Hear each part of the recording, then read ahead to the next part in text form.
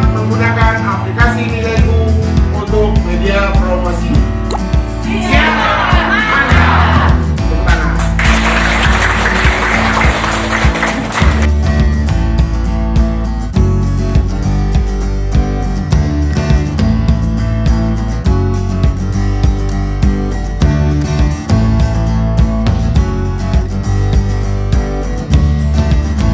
Unduh dan pakai Nilaiku sekarang.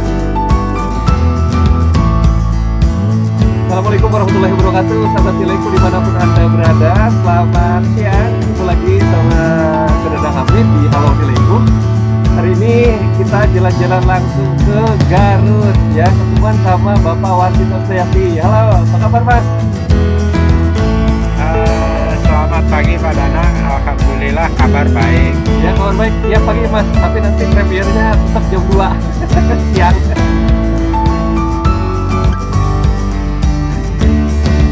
Iya kebetulan hari kita juga lagi panen Pak Danang. Oh iya, ini lagi di sawah Mas ya? Iya karena kita lagi panen, kita kan sedang menerapkan pertanian terpadu. Oke, menerapkan pertanian terpadu. Maksudnya bagaimana Mas? Iya. Pertanian terpadu itu seperti apa? Jadi pertanian terpadu itu gabungan Pak Danang. Jadi dalam satu hamparan itu banyak menghasilkan hasil pertanian seperti padi, ada palawija, ada ikan, ada peternakan seperti itu. Apa? Itulah manfaatnya pertanian terpadu. Jadi kita bisa menjalankan hidup 4 sehat 5 sempurna Pak Danang. 4 sehat 5 sempurna. Apa bedanya dengan diversifikasi pangan Pak?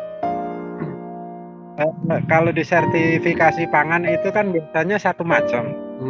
Kalau ini kan pertanian terpadu itu kan ada palawija, ada padi, ada ikan, ada peternakan seperti ayam daging seperti itu Pak Danang. Oke, di satu kawasan Pak ya? Iya di satu kawasan, di satu hamparan. Secara Nah kalau berbarengan yang begitu? sekarang, ya kebetulan sekarang ini kan sedang diarit nih, sedang dipanen padi. Nah di sebelah sana itu ada yang namanya palawija seperti tomat, cabai, seledri. Itu, jadi pertanian terpadu. Oke. Nah selama ini yang Mas Warsito bersama kelompok taninya lakukan sudah berapa lama melakukan pertanian terpadu ini?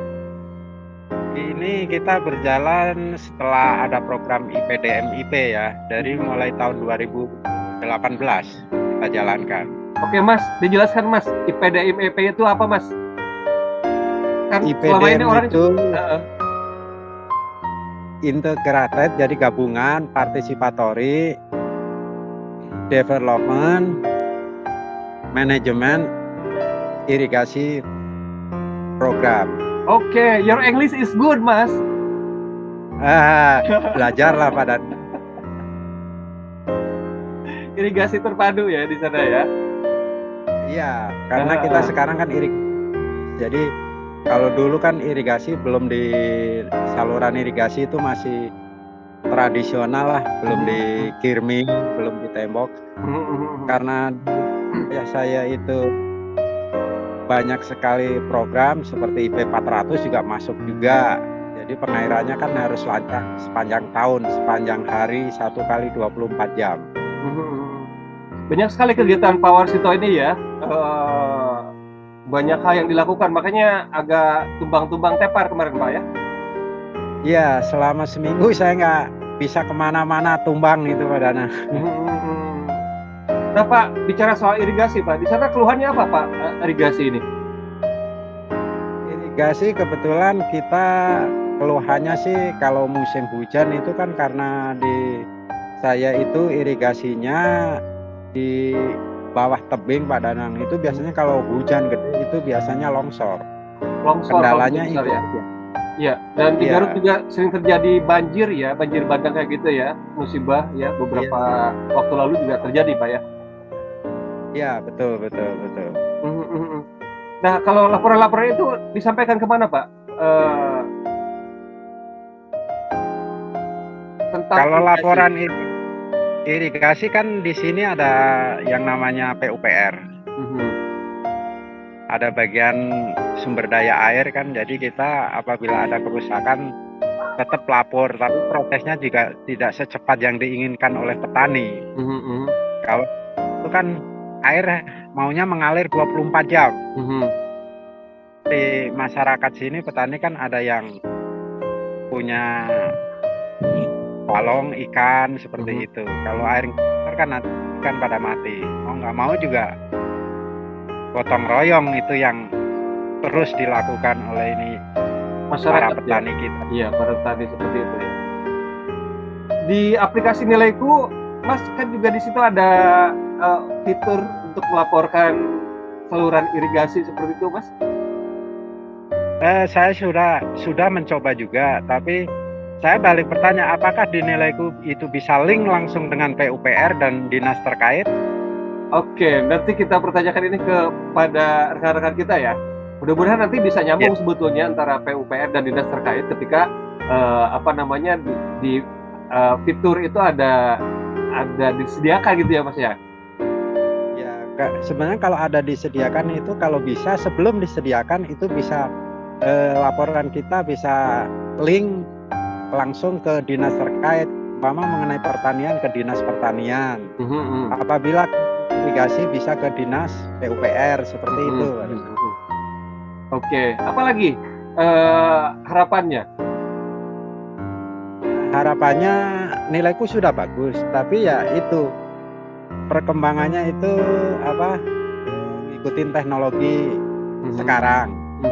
Jadi ya itu belum ada fitur itu baru dimasukkan ke dalam Nilaiku, itulah pihak Nilaiku sebaiknya mengelingkan dengan dinas-dinas terkait. Oke, baik Mas, notif Mas, tercatat Mas.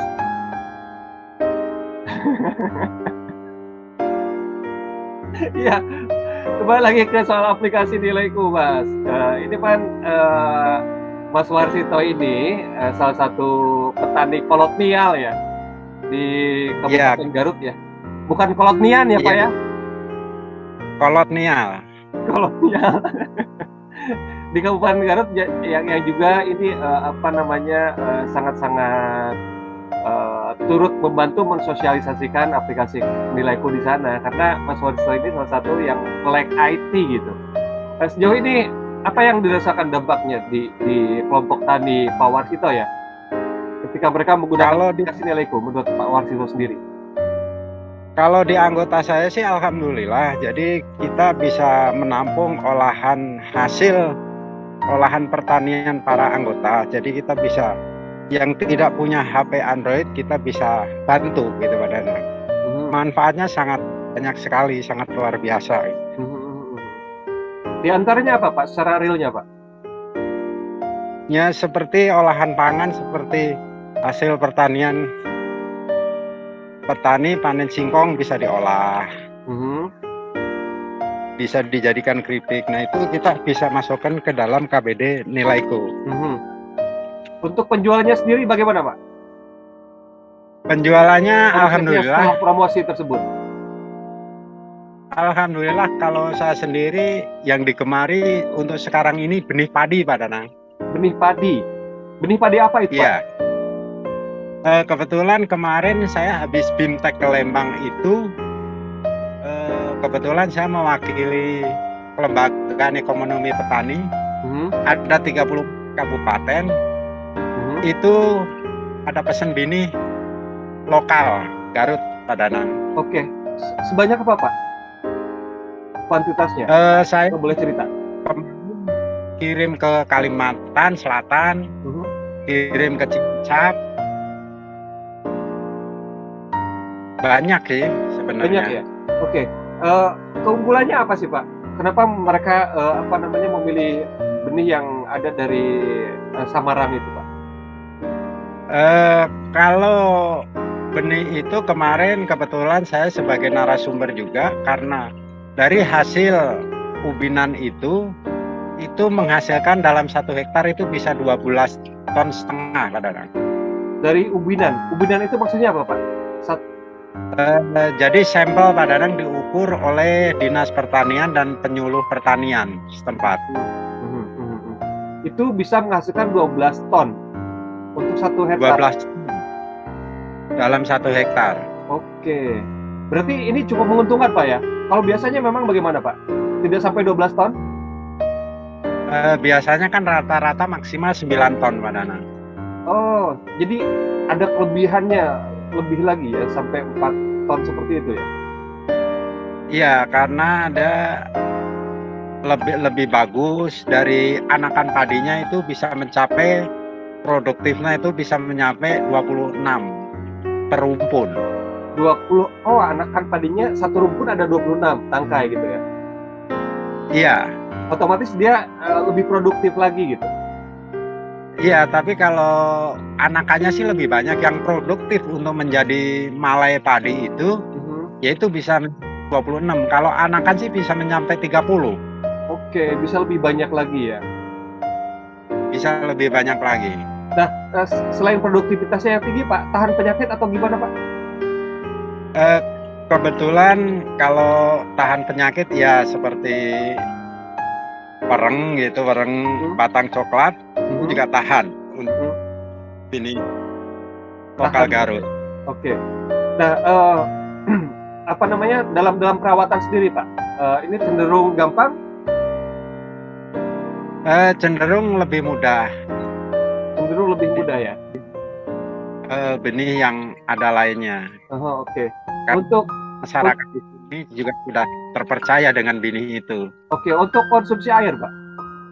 Misalnya di daerah lain kan iklimnya beda, kayak misalnya di Kalimantan gitu kan, tanahnya juga beda seperti itu. Ini cocok di tempat yang penting ketinggian itu maksimal di atas di bawah 700 lah Pak Danang. MDPL. Iya, oh di bawah 700. Berarti di dataran rendah Pak ya? Di dataran rendah. Di dataran rendah baru cocok gitu ya? Iya, kemarin ada yang coba di Garut juga yang di dataran di atas 800 itu yaitu ada penurunan di anakan padinya. Itu seperti itu, sahabat nilaiku, kalau misalnya Anda ingin menanam produk padi yang sama, dikasih merek nggak Pak sih benih padinya? Kita juga sudah uji sertifikasi itu kebetulan sudah lolos pakai nama Sarinah Garut. Oh, Sarinah Garut ya, bibit namanya Sarinah Garut ya. Dan ini udah lolos uji sertifikasi seperti itu. Sudah. Kebetulan kalau lolos itu kan persyaratannya juga agak lumayan perawatannya Pak Dana. Oke. Syaratnya apa saja tuh Pak kemarin itu ketika uji sertifikasi? Uji sertifikasi itu kan ini itu dicek dulu di lab, seperti kan airnya seperti apa, anakan padinya seperti apa gitu kan. Nah setelah lolos itu nanti kita sebelum tebar 2 minggu sebelumnya kita harus lapor ke bagian balai benih Pak Dana. Jadi memakan waktu ya dari mulai pembibitan kemudian menebar benih sampai nanti panen. Iya. Berapa lama sampai itu? Panen itu nanti kan pada fase vegetatif itu kita harus rogging. Itu survei juga dari BPSD.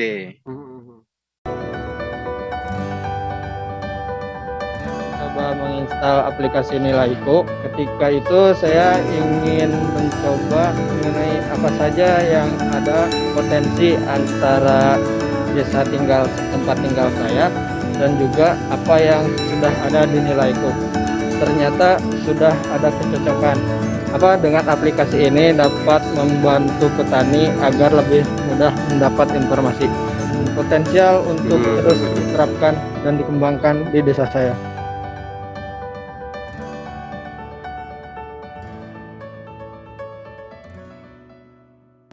Oke, mohon maaf Pak. Jadi terputus barusan Pak, bisa diulang Pak? Nah, itu dari BPSB juga selama tanam kita harus melaporkan sebelum tanam. Setelah vegetatif kita harus lapor ke BPSD lagi. Nanti ada survei pemeriksaan di lapangan. Perkembangan padinya seperti apa, anakannya seperti apa gitu kan. Tingginya seperti apa. Setelah fase generatif udah berbuah, itu kita juga lapor lagi, nanti disurvei lagi ke lapangan. Nah, setelah fase masak itu juga kita lapor lagi, disurvei lagi, karena apa? Genetiknya itu bagus nggak gitu untuk dijadikan benih padi. Nah, jadi banyak tahapan-tahapan ya. tahapan-tahapan. Ya, Ya. memang jadinya luar biasa ketika Sarinah Garut ini udah dapat sertifikat seperti itu, bahwa ini salah satu benih padi yang memang unggul, masuk dalam kategori unggul, Pak ya. Kategori unggul. Kategori unggul. Dan ini secara genetik Pak dari mana? Itu memang dari Jawa Barat atau dari mana? Pada awalnya, secara trennya gitu Pak? Dari Jawa Barat. Dari Jawa Barat ya. Termasuk yang pera atau yang pulen Pak? Oh, ini yang pulen. Yang pulen Pak ya. Ya. Oke. Untuk masyarakat kita Pak, kebanyakan yang suka yang pulen atau yang pera Pak? Kalau masyarakat di sini sih senengnya yang pulen, karena kan buat timbel bekal ke sawah gitu. Oh iya, dimple-mple gitu Pak ya. Iya, Dulu cuma pakai daun di. gitu ya. Ya. Ini mirip hoka-hoka bento Pak ya. Kalau udah gitu kan kita makan pakai sambal ikan asin di sawah juga enak. Aduh mantap nih. Harusnya Pak Warsito ngeliatin dulu juga sambil mukbang nih di situ, bawa timbal ikan asin, sambal kayak gitu Pak. Kayaknya Kebetulan mantap. kita lagi Udah suka sarapan bala sebentar, Pak? kebetulan. Sudah, kalau hari Jumat kan rata-rata petani itu libur. Oh iya, hari Jumat libur ya, mereka ada di rumah. Tapi tadi ada yang panen Pak. Kecuali yang panen. Nah, untuk ini sendiri Pak, tentang tadi kembali ke soal pertanian terpadu gitu ya. Apa yang dilakukan itu masing-masing berdasarkan keinginan petani, atau memang terstruktur gitu ya, diorganize sama kelompok tani? Kalau tadinya sih nggak biasa cuma tanam padi. Nah ini kan kebetulan ada yang namanya sekolah lapang, itu kan ada materi pertanian terpadu. Apa sih pertanian terpadu dan apa sih keuntungannya? Seperti itu. Dijelaskan. Mulai 2018 itu kita terapkan. Ternyata dalam satu hamparan itu kita bisa tanam banyak gitu. Seperti bisa tanam padi. Itu kan kalau padi menghasilkan istilahnya 4 bulan sekali. Kalau kita pengen punya penghasilan dalam 1 bulan sekali kan kita bisa tanam sawi pada nanti. Jadi Dalam 1 bulan sekali sawi bisa tanam ya, karena dia memang tumbuh Ya. cepat ya Pak ya. tumbuh cepat 28 hari udah bisa panen. Jadi jangan, kalau sekarang untuk meneruskan petani itu kan sangat sulit sekali. Rata-rata petani itu sudah seperti saya, udah kolonial lah, bahkan lebih banyak sekali yang di atas umurnya dari saya. Ya, bisa menghasilkan tiap bulan itu kan seperti karyawan. Oh iya, ternyata petani itu bisa menghasilkan tiap bulannya ada. Seperti 2 minggu sekali ada. Nah itulah yang kita sosialisasikan ke para anggota. Oke, secara teknis sendiri dalam mensosialisasikan, kemudian pengaplikasiannya di lapangan bagaimana Pak? Sebelumnya sih kita adakan rapat dulu di sekretariat di tempat saya. Kita berikan sosialisasi, kita terapkan 1-2 orang dulu. Kalau nanti emang dampaknya hasilnya itu bagus, nah itu nanti dengan otomatis petani yang lain mengikuti. Oke. Nah, untuk tanam padi sendiri Pak, semuanya yang di sekitar Sambarang ini menggunakan bibit Sarinah Pak? Sudah 70% lah. 70% menggunakan Sarinah. Iya. Sarinah ini punya filosofi ya? Saringeunah atau bagaimana? Sebenarnya Sarinah itu dulu yang tanam itu namanya Ibu Sari. Ana. Oh, Ana. Iya. Oke. Iya. Ini menarik nih kalau misalnya kita bicara asal usul nama padi ini. Kayak misalnya siapa? Istrinya almarhum Gus Dur juga kan dulu menjadikan nama padi juga kan. Iya. Eh, eh. Memangnya ada berapa banyak Pak nama-nama padi ini Pak menurut lokalan sendiri atau misalnya secara umum orang mengetahui? Kalau di lokalan di sini tuh ada Sarinah, ada yang namanya Bandawati, Mhm, ada seperti Mikongga, mhm, Inpari, mhm, ada Mapan, mhm. banyak kalau binih padi pada. Cuman Oke, biasanya kan ngikuti wilayah setempat, trigger. jadi Oke. ketinggian Mhm. seperti itu. Oke. Awalnya dari mana? Kadang-kadang Tapi banyak nama perempuan Pak di padi ini ada hubungannya nggak sama Dewi Sri gitu kan Dewi Padi? ya filosofinya sih gitu. Oke. Jadi karena padi itu adalah Dewi Sri, jadi rata-rata biarpun yang tani itu suaminya, tapi tetap yang diambil nama istrinya gitu. Oke, tetap yang diambil nama istrinya. Iya, iya, iya, iya, iya. Iya. Lah, kenapa? Kenapa harus perempuan gitu, Pak? Kita agak ngalor ngidul nih ngobrol nih. Tahu Kalau tahu perempuan petani itu yang udah senior gitu kan. kalau kalau perempuan itu kan katanya lebih sabar dibanding laki-laki. Mhm. Seperti itu, Pak. Oke, Pak Warsa sendiri merasa seperti itu atau tidak? Bahwa istrinya Ya, lebih sabar daripada Mas gitu. memang iya. Memang iya ya. Kalau saya sih, karena kita kan ya namanya orang laki biasanya emosinya lebih tinggi dibanding perempuan gitu kan. Oke, bicara soal sabar nih Mas.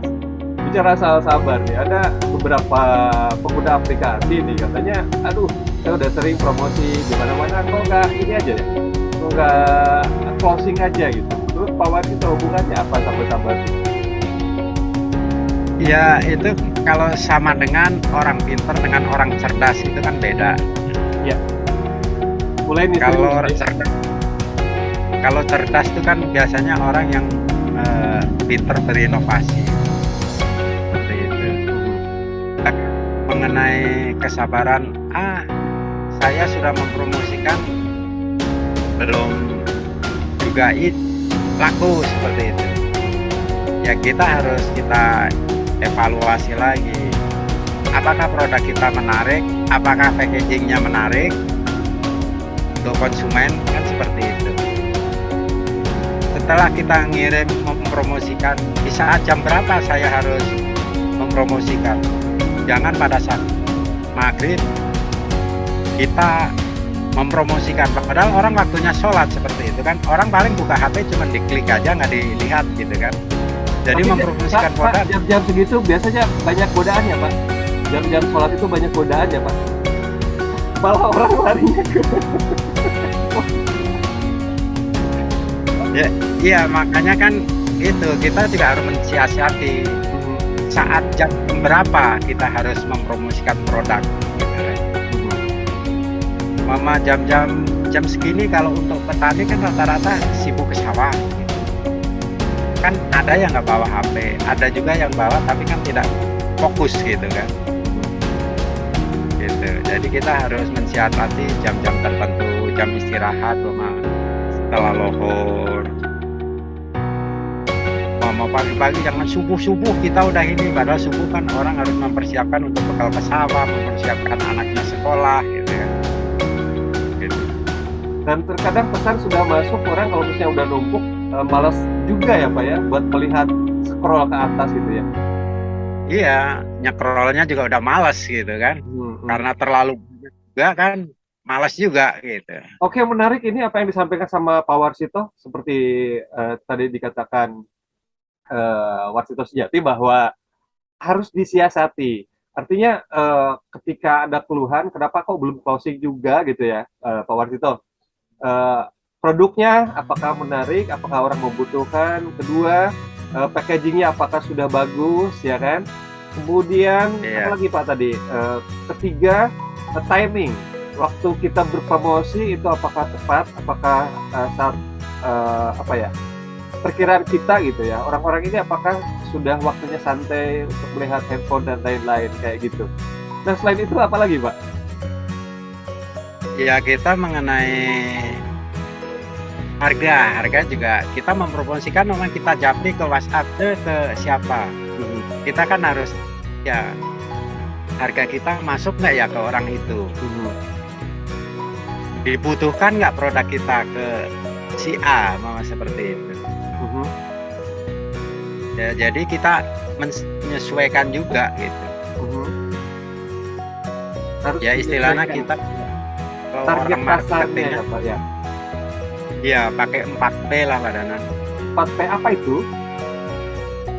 Jadi kita kan harus tahu produknya seperti apa, distribusinya bagaimana, harganya seperti apa, promosinya seperti apa gitu kan. Kalau orang marketing kan pasti 4P itu tidak ketinggalan gitu kan. 4P harusnya 5, Pak. 4P 5 sempurna, Pak ya. Nah, Pak Warsito, di Garut sendiri sekarang ini lagi panen juga ya. Kemarin panen raya atau gimana? Yang sempat Pak Warsito posting-posting di WhatsApp itu. Itu panen perdana, Nanang. Jadi dari kelompok saya itu panen pertama itu saya. Oke, akhirnya di apa selebrasi kemarin itu seremoni bersama di istana atau gimana? Iya, kebetulan begitu melihat hasilnya banyak juga anggota yang lain pesen untuk benih berikutnya. Gitu. Oke, seperti itu ya. Nah, Pak, Ya. cocoknya memang apa sih di daerah Samarang ini untuk pertanian selain padi dan palawija gitu ya? Karena yang kebanyakan orang tahu Garut ini juga penghasil jeruk ya, Pak. Kemudian Ya, kopi. itu wilayah Pak Danang. Oh, Kalau wilayahnya saya beda kan ya. Kalau Bapak ini wilayahnya beda dekat biasa. dengan pegunungan Cikuray atau Pepandayan?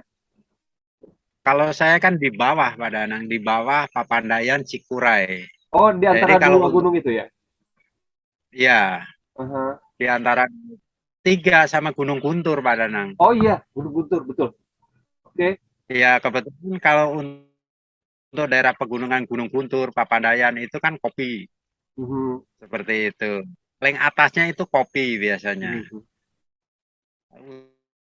Untuk keduanya itu hortikultura seperti sayuran, seperti itu. Rata-rata seperti itu karena kan airnya tidak seperti yang di saya itu istilahnya ring 3 lah, paling bawah. Oke. Jadi airnya lebih mudah gitu kan, kita rata-rata padi. Gitu. Tapi sebelumnya jadinya Kabupaten Garut ini cukup kaya ya, sudah bisa mencukupi segala sesuatunya ya. Misalnya dari daging ada domba Garutnya, kalau dari pakaiannya juga banyak jaket kulit di sana. Kemudian dari makanan juga ada dodol ya kan. Pertanian, wah luar biasa memang Garut ini Pak. Kalau Garut sih untuk mencukupi kebutuhan pangan sih sebenarnya lebih dari cukup. Lebih dari Karena orang Garut itu juga jual sayuran itu keluar Kabupaten Garut. Seperti larinya kemana Pak? Ke Bandung atau ke Tasikmalaya atau kemana? Ke Bandung, ke Cibitung, ke Keramat Jati, itu pasar induk semua juga banyak yang suplai dari dari sampai ke Jabotabek juga Pak ya? Ya, ada juga yang sampai ke Jawa Tengah, ada satu di sini yang pengepul itu bandar itu sayuran sampai ke Cilacap. Sampai ke Cilacap juga. Selama ini orang banyak taunya dari Pangalengan sih Pak. Ya itulah namanya brand image itu kan seperti beras Cianjur.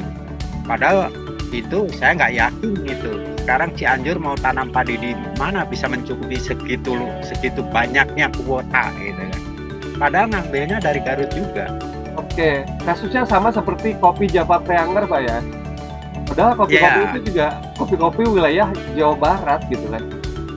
Betul nggak Pak? Jawa Barat. Gitu. Iya, bisa dari Ciamis, bisa dari Garut ya kan, dari Tasikmalaya atau dari mana gitu ya. Kalau kemarin saya ngobrol dengan petani kopi itu juga dia kewalahan untuk mensuplai order, mencukupi permintaan itu. Untuk kewalahan. Iya. Oke. Nah, memanfaatkan orang-orang yang kewalahan ini, Pak Wansto melihat peluang nggak Pak? Bahwa ini mereka kewalahan, sekarang saya misalnya jadi bandar besar lah atau gimana?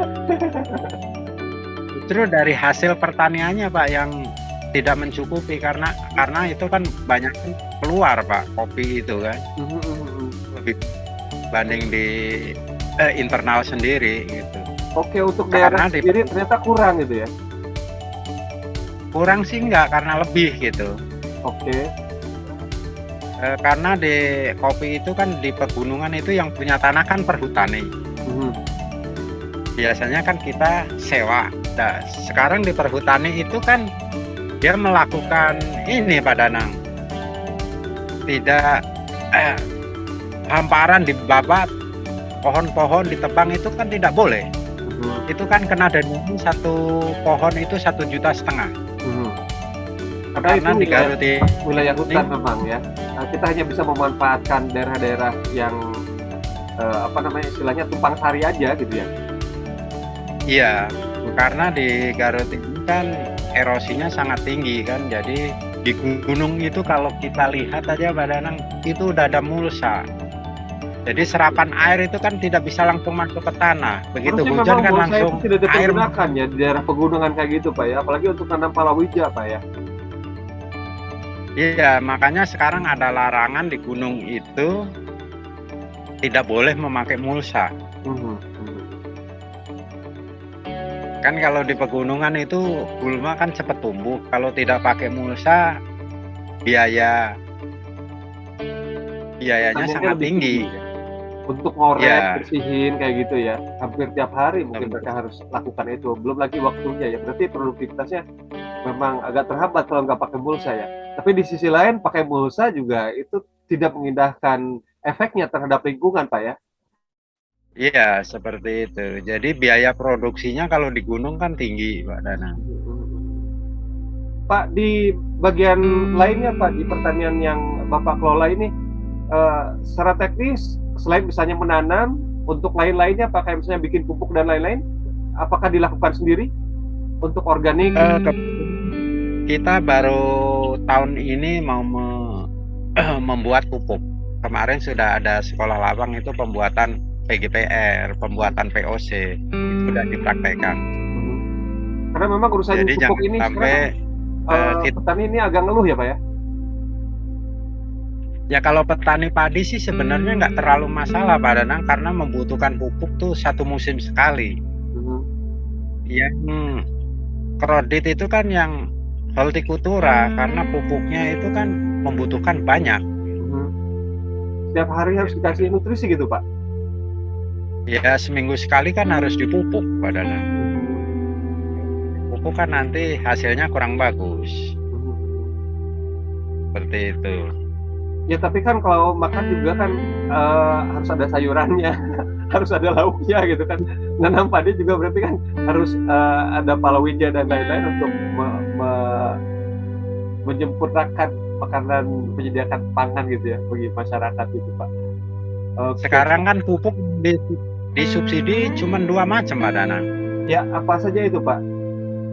Yang disubsidi kan Urea sama NPK Ponska. Ponska ya, Ponska iya. Iya.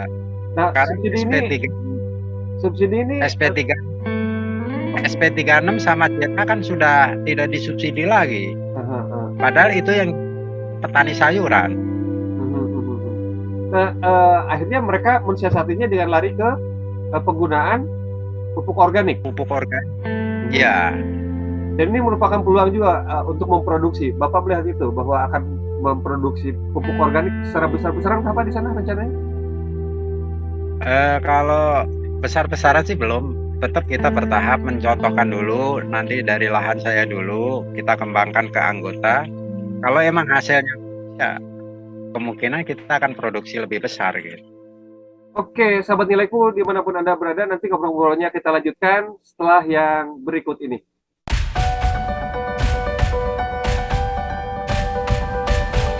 Halo, saya Sohaya Maulid. sahabat nilaiku dan para petani Garut, cepat update nilaiku. Unduh dan pakai nilaiku sekarang. Oke, sahabat nilaiku dimanapun Anda berada, kembali lagi di Halo Nilaiku, masih bersama Warsito Sejati. Mas Warsito, salah satu pemuda pelopor ya. Pemuda zaman dulu, tapi ya sekarang sudah ya, tapi Dulunya tetap muda. Tapi semangatnya tetap muda, semangat bertaninya sampai sekarang ini ditularkan kemana-mana. Bahkan juga Kecamatan Samarang ini, saya lupa aja, desa apa namanya Mas? Desa Cinta Karya. Ya, Desa Cinta Karya, Kecamatan Sawarang dengan kelompok taninya yang bernama Sari Mukti ya? Sari Tani. Oh, Sari Tani. Kelompok Sari Tani ini cukup jadi trigger di Kabupaten Garut, apalagi dengan sosok Pak Warsito yang kegiatannya lumayan jibun ya, ikutan seminar sana sini, diundang untuk jadi narasumber, bahkan juga untuk pemateri di perguruan tinggi pernah Mas? Perguruan tinggi pernah. Pernah juga ya. Kementerian yang sering. Jam itu saya dulu suka ngantongi berapa ratus ribu. Lumayan lah honornya. Dapat 1.000 sekali jadi narasumber. Oke Mas, dilihat sama hubungan obrolan kita yang tadi pertama kali tentang pembibitan ini bagaimana Mas kiat-kiatnya Mas? Secara teknis bisa menjelaskan nggak Mas ke sahabat nilaiku Mas? Yang tadi saya sampaikan itu kan tahap-tahapnya sangat panjang. Jadi setelah panen juga nanti kan kita ukurnya juga tidak boleh pakai dryer. Nah, kalau pakai dryer itu keringnya kering terpaksa badan. Ya. Pakai lantai jemur biasa. Murni harus menggunakan sinar matahari langsung Sinar matahari langsung. dengan alas ubin. Kita kan di pelur gitu kan, lantai jemur gitu badan. Oke, pokoknya lantai aja gitu ya. Ya setelah kering nanti juga kita proses, kita blower lagi. Kalau pakai terpal gimana Mas di atas tanah? Di atas tanah biasanya itu kan kalau tanah dikasih terpal itu biasanya kan ada Uap. apa ya? Ada Embun. uap gitu dari Ya, uap. Oh itu kurang bagus Mas ya? masih kurang bagus, tetap pakai peluran itu yang idealnya seperti itu. Disarankan dari pihak BPSD Balai seperti itu.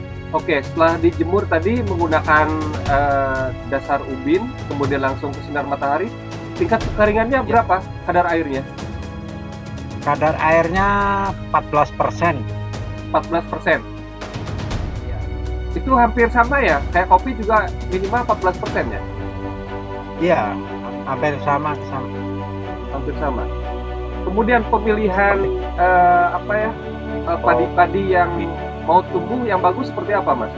Anu bener atau kumaha gitu? Ya bernasnya itu bagus, itu yang jadi benih. Nanti kan begitu panen kita keringkan, setelah dikeringkan itu kan di blower. Blower. Jadi yang bernasnya tidak bagus itu kan Yang bisa, hapa Bang. ya. Kalau istilah Jawa Barat mungkin hapa ya, hapa. itu bisa. Oke. Kalau tidak punya blower Iya. berarti menggunakan tampah, ditapi gitu. Ditapi kalau manual seperti itu. Kalau manual ya. Ya, Oke. kalau itu kan ukuran petani seperti itu. Kalau untuk kita jadikan benih untuk kita jual kan kita harus pakai blower padanan, karena kan biasanya kita sudah kontrak sama CT, kontrak sama PT itu kan dia permintaannya kan banyak. Iya. Karena untuk didistribusikan kemana-mana Ya, kualifikasinya harus memenuhi permintaan mereka ya. Standar-standar Iya. yang khusus ya. standar khusus. Ya, apalagi kalau dalam jumlah banyak kita menggunakan tampah ditapi ya kasihan juga ibu-ibu ya Pak. Iya, kalau udah kerja sama CP itu kan kebutuhannya tonan padahal. Tonan. Iya, memang saya sekali panen seperti kemarin 4 ton. Kan kalau ditapi tradisional kapan mau selesainya gitu. Tapi kan zaman dulu belum ada blower juga Pak, bisa juga mencukupi kebutuhan. Kalau dulu kan istilahnya transaksi jual beli kan belum seperti zaman sekarang, Mas Nana. Tidak dalam jumlah Sekarang- besar ya. Dalam jumlah besar. Oke Pak. Sekarang kan Oh iya Pak. kelompok harapkan bisa memproduksi benih padi kan seperti itu mencukupi di kelompok sendiri dulu. Kalau di kelompok sendiri sudah cukup, kita keluar gitu kan. Oke, biasanya produksinya sudah sampai berapa ton Pak untuk pembebitan Pak? Kita lantai jemurnya cuma 3 ton, 4 ton malah. Dalam satu kali musim Pak? Ke satu iya, kali Produksi. jemur. Oh, satu kali jembur, satu kali produksi ya. Pak, Karena kan waktu kan seminggu. misalnya Pak, ada efek samping nggak kalau misalnya kita beli padi yang buat benih, ternyata kita pakai untuk konsumsi Pak? Kurang enak. Kurang enak? Rasanya beda ya? kurang enak. Oke. Ya, kan yang enak itu yang sudah ditanam 3 kali, jadi Oh. konsumsi gitu. Oh gitu. Jadi yang Ya. udah ditanam 3 kali baru enak buat dikonsumsi. Iya. Dan sebetulnya juga pembunuhan karakter Pak. Orang dia harusnya tumbuh gitu, kita makan juga Pak. Iya kan harusnya masih harus beranak, tapi dipangkas gitu, disteril seperti itu kan. Intermezzo aja sedikit Pak. Pembunuhan sebetulnya. Seperti juga kita makan toge kan. Harusnya dia tuh kecambah itu tubuhnya jadi kacang kan. Tapi ternyata togenya udah kita makan gitu. Iya seperti Iya, itu. betul. Gitu. Atau ada lagi yang lebih kejam Pak.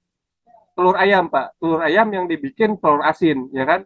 Gimana dia nggak sakit itu kan, telur itu hidup kan. Calon anak ayam kan, atau misalnya calon itik ya kan. Tapi dikasih garam sama kita. Apa dia nggak free gitu? Oke Pak, tahapannya tadi ya, penjemurannya kadar air 14% maksimal, kemudian pakai alas untuk penjemuran menggunakan tembok. Selain ini ada proses vakum ketika ada pengemasan atau bagaimana? Ya nanti kan setelah kering kita blower kan, jadi misah kan, jadi yang apa-apa itu kan tidak buat bernas. Nah, setelah itu kan kita baru melakukan packing. Setelah packing, kalau benih padi sih tidak di vakum, packing biasa. Yang biasa aja. Jadi tidak ada perawatan Nanti. Pak ya? Secara spesial gitu.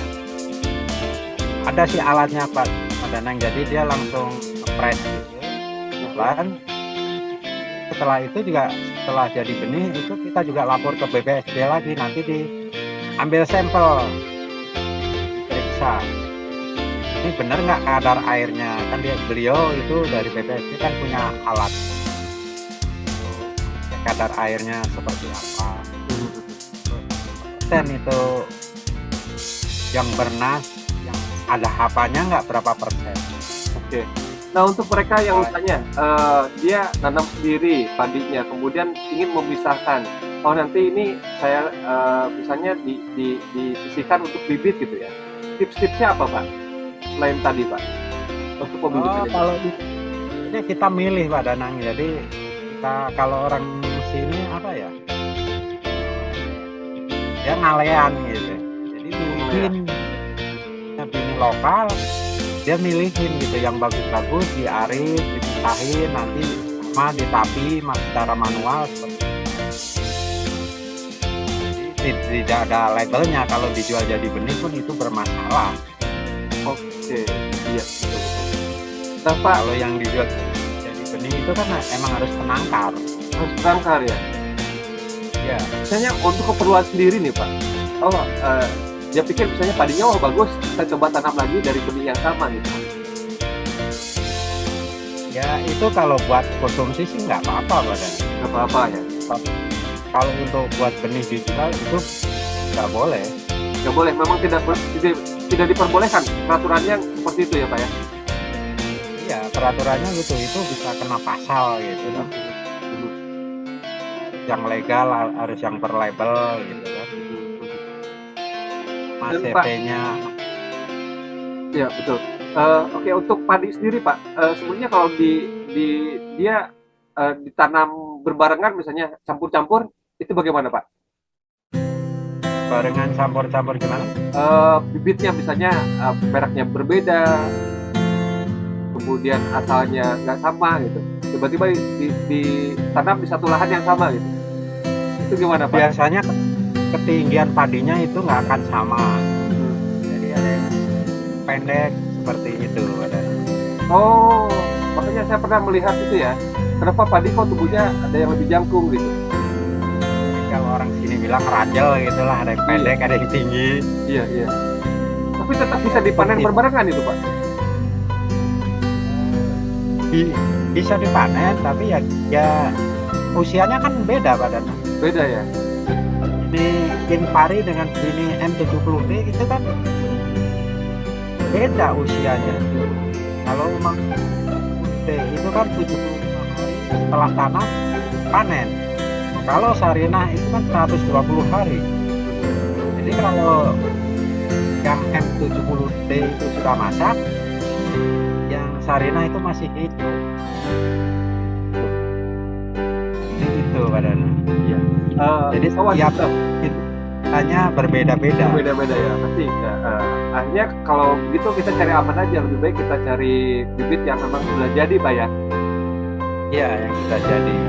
Coba misalnya kita bikin sendiri, kemudian dengan apa namanya bibit yang kadang juga ini lumayan lah misalnya, akhirnya bakal apa namanya menggantikan bibit yang dia nggak usah beli gitu kan, yang ada aja gitu.